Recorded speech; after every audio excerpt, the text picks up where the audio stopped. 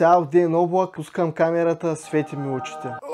Това е може би премиум арт кутията, която съм имал някога. Да ви призная честно, даже не искам да я пипам с моите ефтини и мизерни ръце. Просто изглежда уникално. Ама ще трябва. Няма как естествено без слънцето да се опита да ми саботира видеото. Благодаря ти, слънце, наистина. Но няма да му се получи пък. Знаеш ти очила на кого са шматка? Не, няма стане, тъй чакайте да го смъкна, не ме забляха очите вече ба. Аз ще получа нещо, разберете. Дайте да вземем да видим все пак какво има тук, нали? Няма да е лошо. Това за момента изглежда много впечатляващо, няма да ви лъжа. Имаме 1, 2, 3, 4, 5, 6, 7, 8. 8 тънкописеца в различни размери, като най-тънкия е 0,05, което е идеално между другото, защото могат да се правят някакви штрихи с него. Не, че нямам тънкописци по принцип, ама тези може и да са по-хубави, ще видим. Отделно имаме ето тази хлебна гума. Това вече направо ми идва като дар божий, разберете ли. Старата ми хлебна гума прилича на кучешкото ако отпред блока. Че и мириш на това. Отделно имаме ето тази линейка, която... вижте как има ръчка да се я извадиш, която май е метална, знаете ли? Не мога да преценя, честно казано. Изглежда като пластмасова и метална едновременно. Не, това е метално 100%, да. Това е готино. Това е готино, евала. И също така 3 молива, HB, 2B и 6B. Това няма какво да го коментираме, смисъл просто обикновен молив, нищо специално. Продължаваме към по-интересната част от тази кутия, обаче, защото това не е всичко в нея. Защо за Бога има чаша за кафе, братле? Това е много странен decision такова, нали? Не се оплаквам, даже мега готино, че има. Просто е малко странно, разбирате ли? Смисъл, никога не съм си представил, че ще намеря чаша за кафе в сет с арт материали, като тази чаша за кафе, често казано, изглежда готино, но най-вероятно няма да я ползвам, защото за какво да я ползвам, братле? Смисъл, просто ще я дам на Дари, като ходи на университет, да си я ползва. По-интересното в случая са ето тези, даже не знам какво са, фломастери ли са, маркери ли са, пише Pigment Brush Pen и са общо взето ето такива маркери с четка, което е доста интересно, но по-интересното е, че има абсолютно огромен избор от цветове. Буквално има всички цветове, които се сещате, разбирате ли смисъл? Даже няма нужда да ги изброявам и няма нужда и да ги боря. Просто има всички. Всеки цвят, за който се сетите. И най-интересното, има кожен цвят. Най-после чак не мога да повярвам, разбирате ли? Кожен цвят в комплект с арт материали. Това е невъзможно просто. А освен тях от Q-Shop са ни дали и Штедлер химикали и Штедлер цветни моливи. Като цветните моливи като цяло ми изглеждат леко обикновени, едва ли са нещо, кой знае какво. Химикалите обаче ми привличат вниманието и то много. Защото имат много различни и интересни цветове. Всички тези неща може да намерите буквално навсякъде. В Orange, в Ciela, в Q-Shop, в Озон също, Book Trading, насякъде. Просто влезте в сайтовете им или отидете на място и си ги вижте. Супер много неща има тук, човек. Наистина, абсолютно нямам търпение да ги пробваме. Сега пак затворник станах с той слънце е мой. Видяхме, че в комплекта има абсолютно всичко нужно. Айде да й дала газ сега на тази кола, брат. Ще й падне ръждата чак, бе мой. За да тестваме всичко вътре, ще ни трябва подходяща рисунка. Или няколко. Това, което виждате пред вас е скицирано с комплекта. Освен колегата до Фламинго, той малко е импостър, защото го направих с химикал. Отдавна. Ама чакай сенси, що не снима като ги скицира? Забравих, маняк. Забравих. Просто трябваше да снимам. Не снимах. Продължих. И сега имаме трафал, както и да се казва там. И Ace вече направен. Даже Ace с контурите го направих, защото се унесах. Но спокойно, сега ще нарисуваме още 2 картини, за да видите естествено и как се скицира с тези моливи. Не, че много специално, реално са просто моливи. Какво очаквате? Да е нещо много специално ли? Не е. Между другото, наистина не знам какво Ace прави тук в тази картина, защото слагам герой от Dressrosa, а той в Dressrosa бе...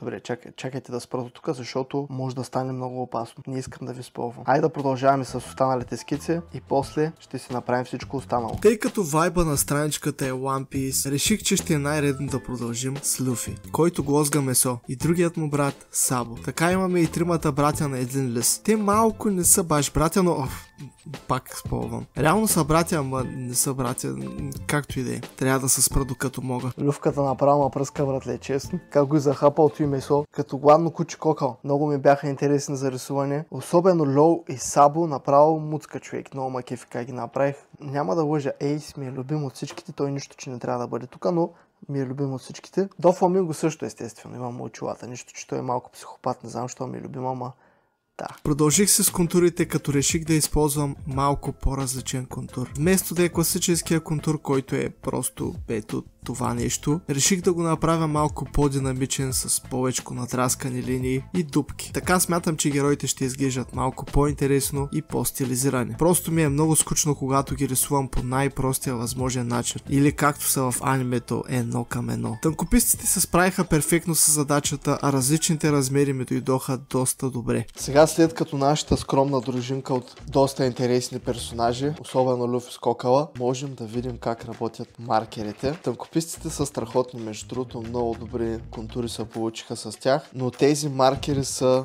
нещото, за което сме тук в момента. Проблема обаче, че не знам кой да взема, защото нито един от тях не съм тествал. По принцип, ето този, чакайте, ето този ми изглежда подходящ горе-долу. Чувствам със едно с глава някакъв ебати пъзела, брат. Добре, чакайте първо да видим само на някакъв рандъм люс. Уаа, брат, той се усеща уникално е мой. И вижте как могат един върху друг да се слагат и няма никакъв проблем. Даже могат ли да се смесват, тя да видим. И не баш. Горе-долу се смесват, но не баш. Не са баш за смесване, но пък се усещат много яко. Да видим това ли лаво. Че добре, бе. Я да видим сега върху нашата дружинка. По принцип малко ми е притеснено да го ползвам върху До Фламинго, просто защото До Фламинго е направен с химикал и не знам химикала как ще реагира този маркер, но всъщност няма проблем. Така като гледам. Маркерите иначе се усещат брутално яко, човек. В смисъл, много лесно се използват и вижте как цвета е плътен. В смисъл, няма някакви дупчици, не седи надраскано. Буквално перфектно се отцветява с тях, братле. В смисъл, това е много, много готин маркер, наистина. И самата четка, понеже е супер тънка, може да работите много детайлно с нея, което също бих казал, че е доста важно. Няма точно определение за това как се усеща. Смисъл, прилича малко на алкохолен маркер, но пак е по-различно от алкохолен маркер. Смисъл, не е баш същото. Ами, понеже ще е доста скучно да ме гледате как оцветявам цялата рисунка по този начин. Просто ще се видим след малко, като е готова. Айде, разкарайте се.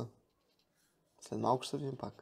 Стига ми досаждахте. Оцветяването се оказа най-приятната част. Тези маркери са изключително забавни за ползване. Главно защото са доста по-различни от всичко, с което съм оцветявал до сега. А и самите цветове се пасваха много добре. Буквално изглеждат като маркерите, които ползват японските манга артисти. Както видяхме и по-рано, изобщо не бях ощетен от цветове. Чак се чудих кой точно да избера. Може би щеше да е хубаво да има още едно сиво, което да е по-светло, но и така се справих с рисунката. Друго нещо, което според мен добави хубав акцент, без жълтото, което сложих в краищата на всички герои. Малко забравих за нещо много важно. От Щедлер са ми изпратили и цветни моливи и също така химикали, които са цветни. Даже химикалите са ми най-интересни и мисля някак си да ги вкарам в рисунката, която имаме до момента, която общо взето горе-долу е готова, но мога да добавя още малко детайли с моливите, например, защото ще е хубаво да ги пробваме и тях да видим как работят. Понеже ги забравихме. Така,